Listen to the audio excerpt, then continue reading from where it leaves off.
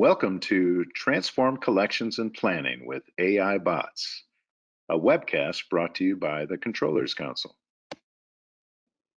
My name is Neil Brown, Executive Director of the Controllers Council. And before I introduce our expert presenters, let me mention some brief housekeeping items. First, use the GoToWebinar control panel to ask questions at any time during the broadcast. And then next, and finally, you'll receive a link to this webcast via email in the next 24 hours, so no need to take notes or screenshots. So with that, allow me to introduce our presenters. Jen Collins, a CPA and Director of Revenue at UserTesting, a customer experience testing and management company and platform. And Nick Ezzo, a VP Marketing at Auditoria.AI, finance automation with cutting-edge AI, cognitive RPA, NLP, and ML technologies. Jen and Nick, welcome. Thanks, Neil. Great to be here. Yeah, excited to discuss collections automation. All right, so I'll just jump in, Neil. The tipping point, 2021 state of automation in the finance back office. So about a year ago, before the pandemic hit, we at Auditoria decided we were going to survey finance professionals, and we put a survey out there. We got more than 200 responses, and we really used that to try to figure out what are the pain points in the back office. Well, this year, post-pandemic or sort of mid to tail end of pandemic, we reran the survey, and instead of 200 participants, we got north of 500 participants, finance professionals worldwide, to help us understand the state of automation in the back office. So we asked questions like tasks that take most of your time, top challenges within the finance back office, and where they see their current state and where the future state of automation will be going. So I'd like to spend just a minute or two setting the stage before we get into the panel to give you just a little framework about what are the challenges that people like you are seeing every day. Next slide, please. All right, so what are the overall challenges in the finance back office? Well, not surprising, time spent on repetitive tasks and time spent checking and updating the work of others, hands down, the biggest challenges from most of our participants. You can see also, tools, outdated processes, lack of resources, and so on. But it's these repetitive tasks that keep bogging down sales teams and marketing teams, and in this case, finance teams. Checking other people's work, something that is not a lot of fun, and nobody went to accounting school to check somebody else's work. So let's drill into that a little bit more and find out on the next slide, how do we think about these challenges? So if you add those two buckets together, time spent on repetitive tasks and checking and updating data, literally 60% of people said, these are my biggest issues. Interestingly enough, when you think about how much time people spend on requesting, like following up, requesting info, sending communications, 30% of people said they spend 6 to 10 hours a week doing that. 20% of people said they spend 10 or more hours a week doing these routine, mundane follow-ups. That's 50% of finance people right now are doing things that, in my opinion, probably could be automated. And then, no surprise, the functions with the most manual work, AP and AR. And Jen's going to tell us a great story about user testing and how they've freed up a lot of their time on the collection side. A little preview for our finance panel. Next. So then we asked, what are the primary day-to-day challenges? So again, the lack of responsiveness from employees, vendors, and customers, the repetitive follow-ups from customers and vendors, those were the biggies. In second place, we had inaccurate and partially complete information from vendors and customers, difficulty using outdated tools, and so on and so forth.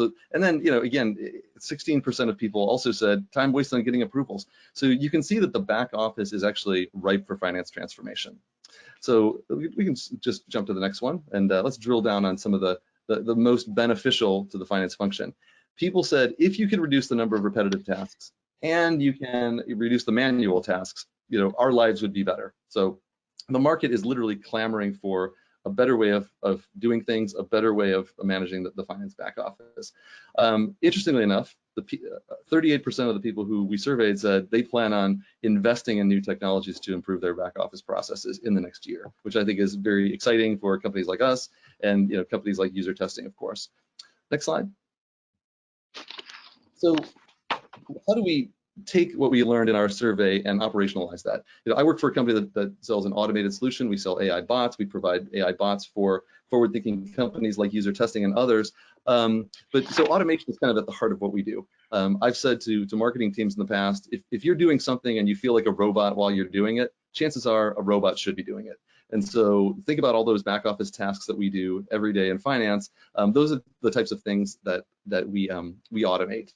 What are the key benefits of that? Well, transparency. We can see everything that the system is doing. The bots aren't out on their own. They're not running rampant out there in the finance world. They're in a very controlled environment, and they're doing exactly the things that we tell them to do.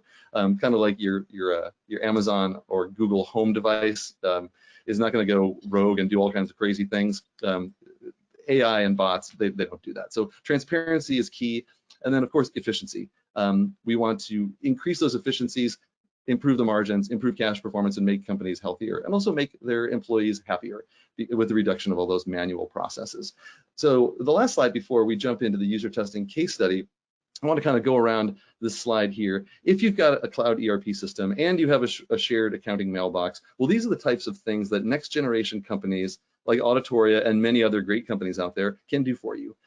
First of all, we do what's called bidirectional dunning automation. And so, and intelligent payer classification. So no more is dunning a mechanical or one-way thing where human beings are sending out emails.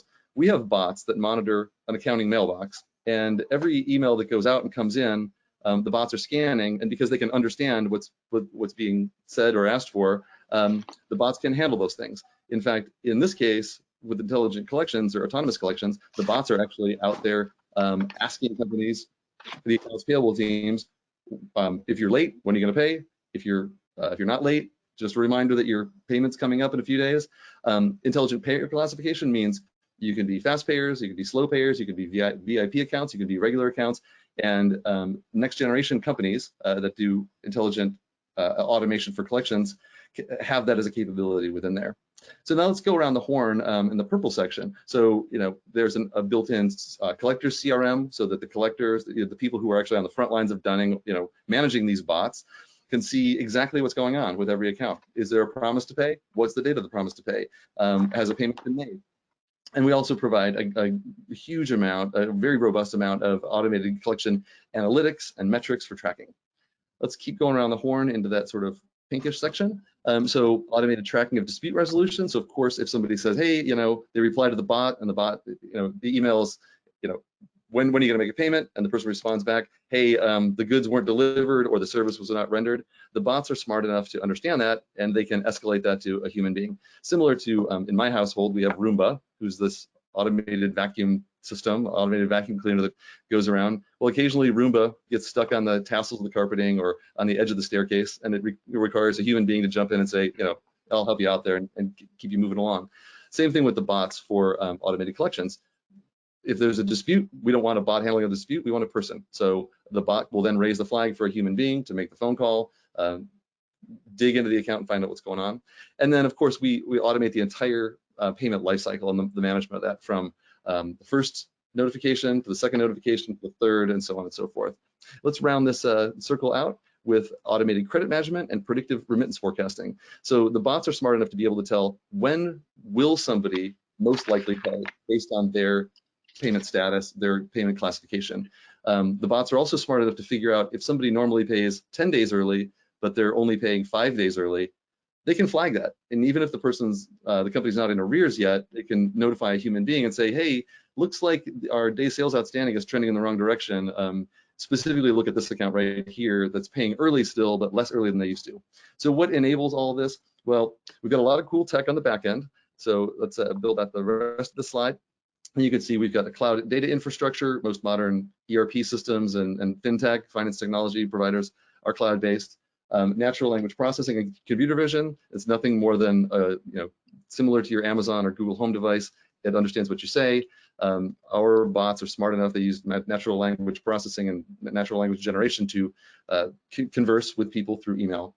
Machine language for historical data analysis and forecasting, and of course, workflows with handover to a human being. And that's the Roomba example I told you about earlier.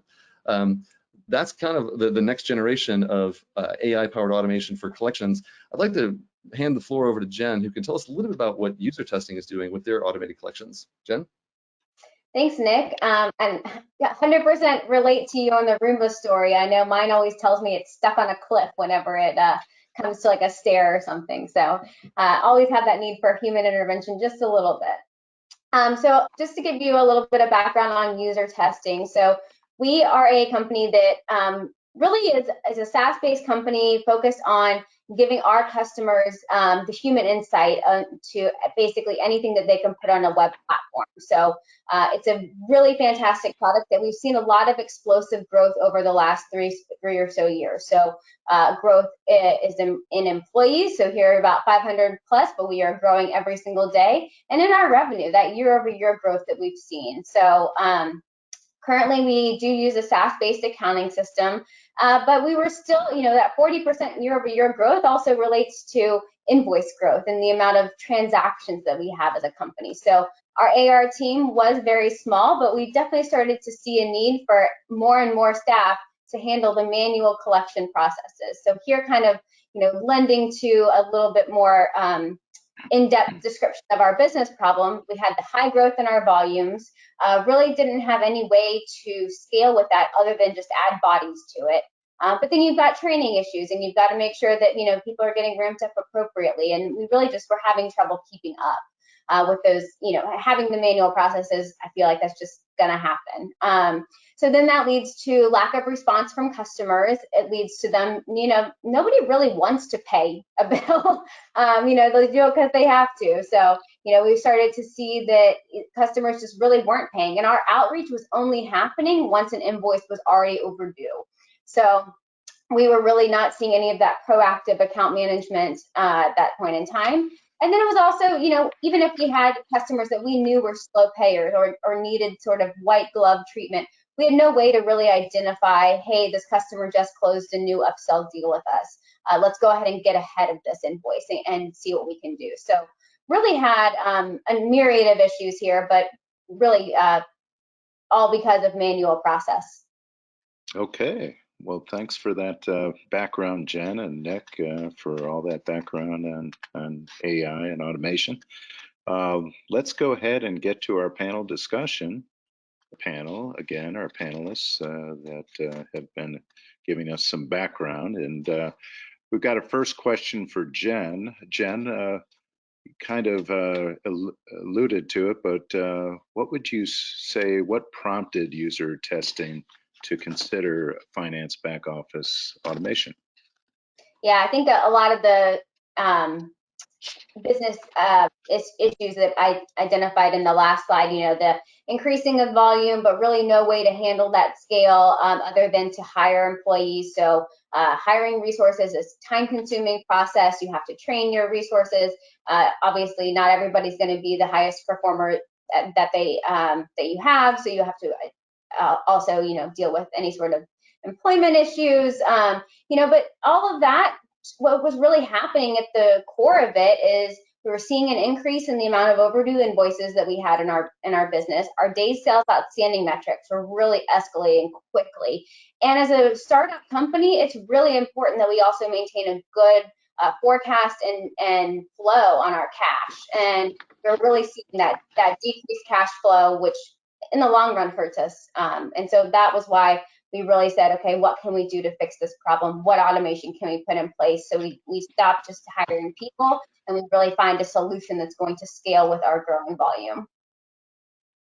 Great. And Nick, Auditoria is certainly a leader in finance AI. Can you share some of the evolution of automation and the use of AI? Sure, it's an excellent question. So if you go back, a couple of decades, there was no automation. People used to do, they would have their ledger literally in a physical book. It would be on paper, and then of course, the computer came along, spreadsheets came along, ERP came along, and we moved from manual to cloud-based or ERP-based, and that gave us some degree of automation that was in there, workflows and so on. About 10 years ago, RPA, or robotic process automation, came along. And so we went from manual to ERP to now RPA. And RPA was pretty good at kind of mimicking what a human being does. Click here, download this, screen scrape that. And so RPA got us another level further in the journey. Well, now with artificial intelligence, we're now at that next stage where it went from manual to ERP to RPA, and now it's AI and machine learning. If you think back to 2011, that was 10 years ago, it was a decade ago, that IBM's Watson defeated Jeopardy champion Ken Jennings, famously on TV. And Watson was supposed to be this great thing, and AI is here, and they applied all these, they put Watson on all kinds of hard problems, like let's cure cancer, let's do this, let's do that, and none of that really panned out. But what they did figure out in the last 10 years, Neil, is that Watson is really, really good at answering questions. That's really like his #1 skill. AI and machine learning is to take a data set and answer questions and understand the reasoning behind the question and provide an answer. And so we have taken a lot of that type of technology and we've applied that to a finance problem. When we send a bill out to a customer using our bots and the response comes back, our AI is smart to say, oh, okay, this is what they said, this is what they did, let's update the ERP accordingly. If you reach out to vendors and say, hey, can you send me your W-9 form, and they send something back, the bots are smart enough to understand that. They can ask questions, they can answer questions. So I hope that it gives you a little bit of flavor for how we got from manual to ERP to RPA and now, conversational AI. Yes, well, that's that's a good summary. Thank you. I'm going to pose this question to both Jen and Nick, but what are some of the roadblocks to implementing technology? Jen, do you want to go first? Sure. So I think that, implementing technology is a broad phrase, right? It can mean implementing something to solve one simple solution to, obviously overhauling your entire ERP or CRM system. So, if you think about that broad label there, a lot of things can be really big challenges. You've got to manage your stakeholder engagement and make sure that everyone that's going to be part of the team of implementing a new technology is going to be, focused on that task. There's also always going to be those other day-to-day things that have to get done. Be sure that you still have got enough focus to get the current project done. There's training with any new system that's going to come up, making sure that you've got all the resources for reference and that your team is properly trained. A lot of times, anytime you do a technology implementation as well, you tend to see that scope creep. So you agree on a general statement of work and a general budget and project plan, and then it kind of turns into, oh, but let's add this. And so not only does the project timeline potentially get blown up, but also your budget and really just kind of the on track nature of a project. And then it's also making sure that you're implementing technology in the right way so that your data is going to talk to each other. It doesn't really do a lot of good if you have all these systems that are doing one function, but don't also know what the other piece of your business is doing. So those are some of the biggest roadblocks that I've seen when I've tried to implement new technology. Yeah, excellent. Yeah, I couldn't agree more with what you said about having stakeholder engagement, having people involved. Everybody's in the boat, everybody's rowing in the same direction. And something that we often forget, I'm on the supplier side, that you have a day-to-day job. You have work that you need to get done. You need to close the books. You need to do reporting. You need to do forecasting and planning. And any new technology implementation is additive. It's on top of your regular work. So although people like me, we always tout the benefits of automation, what we sometimes forget is in the short term, you're actually going to be doing double work or like your job plus until that automation is complete and you then can start to reap those benefits. What I think I would add to that, what I've seen is what I would call organizational inertia. Things at rest tend to stay at rest, and when people have a way of doing things, they don't want to be disturbed by it, and change is scary. And so I think this goes back to your point, Jen, about having all the stakeholders on the same page. It goes a long way. We look for people in the market that we call red pill buyers. And so these are people, like, it's from the movie The Matrix. I'll just give you a 10-second synopsis. Guy figures out that the world is not the way he saw it. His world's turned upside down, but there's a scene in which Morpheus, played by Lawrence Fishburne, offers Neo, who's played by Keanu Reeves, the choice to take the red pill or take the blue pill. If you take the blue pill, you go back to sleep, your life doesn't change, you go back to your old way of doing things, and life is the way you always knew it. But if you take the red pill, life changes, you see a whole new perspective, you see a whole new way of thinking about things. And quite frankly, when it comes to automation and next generation technology, we're looking for people who are really ready to go with us on the journey. Wow. Nice reference there. Let's talk about some of the benefits that you see from AR automation in particular for now. What are some of the early or immediate benefits? Jen, would you comment on that? I think the most immediate result we saw was customers actually paying before or on our invoice due date. Really, that became a result of the, I would say, calling them proactive automated messages that were being sent out. You know, I mentioned in sort of our old world, we really weren't reaching out to customers to figure out why they weren't paying until the invoice was overdue. But with our automation, customers were contacted, you know, prior to the due date multiple times so we could identify any issues that would result in a delay in payment. So if we were missing purchase orders, had a wrong billing address or a different contact information, even we could identify sales tax corrections that were needed that were holding up payment. So that was definitely the most immediate benefit. Also, just really seeing that scalability and really seeing that like a bot can contact thousands and thousands of people in the amount of time we would have reached out to 10. And it just really shows this huge benefit and time saved for us as well. Yeah, and to go along with that, you know, there's organizational benefits, business benefits, like your DSO is reduced, you have better cash flow, you have a better handle on your cash performance. But also, you know, my personal goal in life is to help finance people get their lives back and do the things that they always wanted to do, and not spend time on routine, mundane, you know, for lack of a better word, drudgery. And they want to do the things like provide analysis, provide insight, provide recommendations to drive the business forward. And they oftentimes can't do that because they're bogged down with the routine stuff. So, you know, the way I look at it is, in addition to all the stuff Jen said, if we can give people, you know, an hour back in their day, you know, a couple of hours each week, allow them to focus on the stuff that they went to accounting school to study and learn and to do. So for me, that's how I measure success. Neat. And yeah, I've heard you say that before. It's excellent. So let's talk about measurement. How do you measure automation? What are some of the KPIs? Either one of you want to start?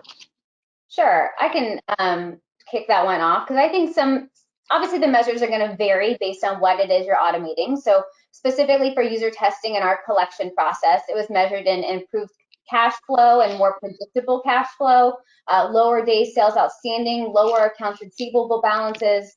You know, I think if you automate other processes, you would probably have different KPIs that would change, but just to kind of speak to some of the general accounts receivable ones, I do think, you know, kind of going back to Nick's point on the last question, one universal measure of success, though, is really an improvement in the amount of human resource and human time that's directed towards these previously manual tasks. So specifically, again, for user testing, this automation allowed our existing team members to have free time to take on these additional responsibilities, learn new aspects of our accounting team, and really start to see that career projection and growth and challenge that I think a lot of people crave in a job. So it really improved morale and improved overall job satisfaction, and really made it feel like they were continuing to grow. So I think that is a really important one to measure automation on. Yeah, I couldn't agree with you more, Jen. You know, having those metrics in place, like, yeah, there's organizational metrics, DSO, cash flow, you know, reduction in AR balances, but also having the, you know, happier employees, which leads to employee retention, right? Because if people are happy in what they do, they learn new skills, they learn how to be the bot manager, you know, they actually then can, you know, do other things, acquire other skills, learn new things. I always think about, like, how can we as a company grow without necessarily growing headcount linearly? You know, how can we get more from the same number of people, or you know, how can we grow the company exponentially, but you know, have our headcount be linear?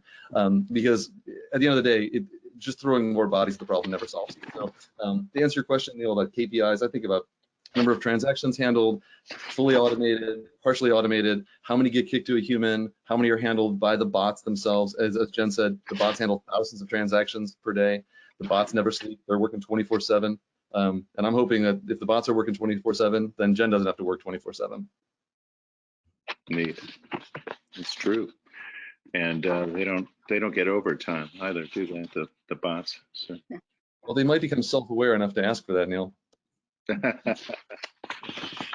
All right, so let's get to some audience Q&A, and got one here that is getting a lot of interest in the news, and that's about remote work and remote office and that kind of thing. Nick, well, how do you think remote work has changed the finance landscape? Yeah, this is a question I ask people all the time. You know, I talk to CFOs, controllers, and others in the back office every day. And one thing is for sure, if you had remote work in place already before the pandemic, then you were great. I mean, yes, there were hiccups. Yes, there were, you know, things you had to get used to with Zoom, but a lot of companies had a cloud ERP, they had cloud infrastructure, they had, you know, collaboration tools, you know, in the back office. So those companies were doing better than most. If you didn't, then you very quickly learned how to get those tools, and there was a huge uptick not only in Zoom meetings, but cloud ERP and other collaboration tools in the back end, whether it's close management and other things. So what I've seen is just an acceleration in finance technology, because remote work is here to stay, and that's I haven't heard any dissenting opinion that says nope, one day we're all going to be back in the office, it's just going to be like it was before. That Pandora's box is open, the genie's out of the bottle. You know, you're not putting the toothpaste back in that tube. So I think we just all have to understand that, like, remote work is here to stay. You can't really walk down the corridor anymore and ask somebody a question. You got to get on Slack, you got to get on Zoom. There's other ways of doing things. But the last thing I'll say before I hand it over to Jen is the number I read was 48.5. 48.5. The average worker works 48.5 more minutes every single day since the pandemic. Why is that? We're not commuting, or if we're commuting from the bedroom to the office.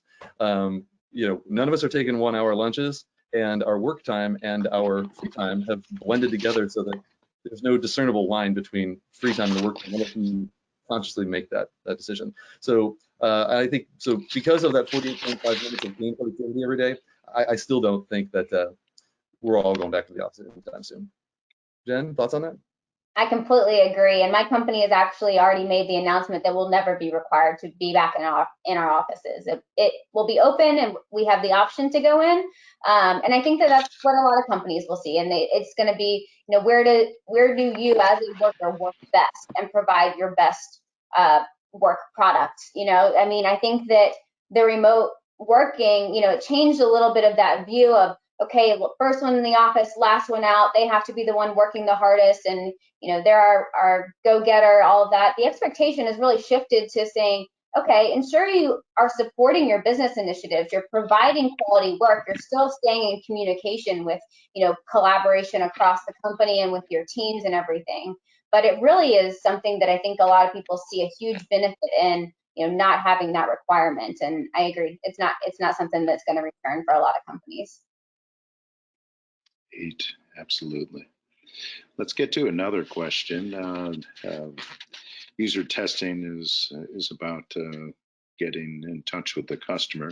So what about, Jen, what about your customers? Do you think there were changes in what you saw with your customer base?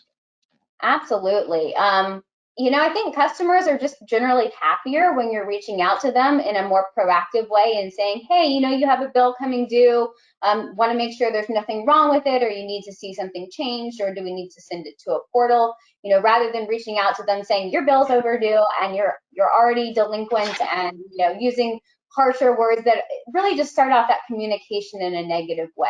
So I think that it starts off, you know, the communication and the relationship with your customer on a better foot.